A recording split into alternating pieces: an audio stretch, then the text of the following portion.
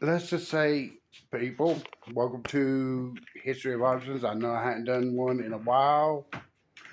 Yes, my lighting is about the same because I have not yet to move, but I've been packing like crazy. I don't even have my laptop out, so I'm not going to be able to edit this to add my intake, my intro, or my exit. So I'm going to be putting this straight onto YouTube, straight from my phone, like I have before when I was at the beginning of this.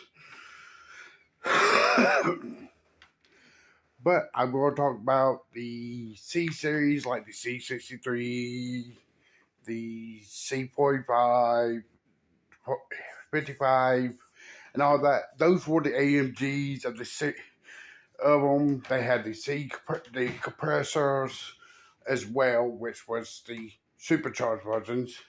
But the Mercedes C Class is not as old as everybody thinks it is. They only started the C Class in the 90s. It was small engines, this low level Mercedes. It was a cheap Mercedes. Unlike excuse me, baggage.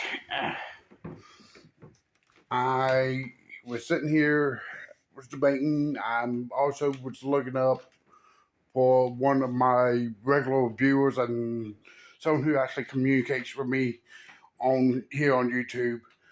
I was actually looking up the Plymouth Roadrunner, been doing my research on it, and in to give heads up on that, I would have to describe certain things that I did not learn from the actual research. A lot of the stuff online. There's some things that I actually learned from watching Graveyard Cars about the Roadrunner. And but the C Class Mercedes is actually is beautiful Mercedes. They had originally started off with flatlands, and then they went to the Frog Eye. Then they went to the newer looking, and now.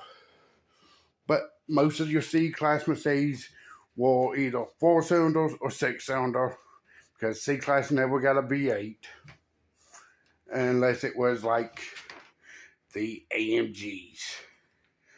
Um, I'm not drinking coffee because I just finished my cup of coffee off, and I'm just finishing off what sports drink / Sprite mix.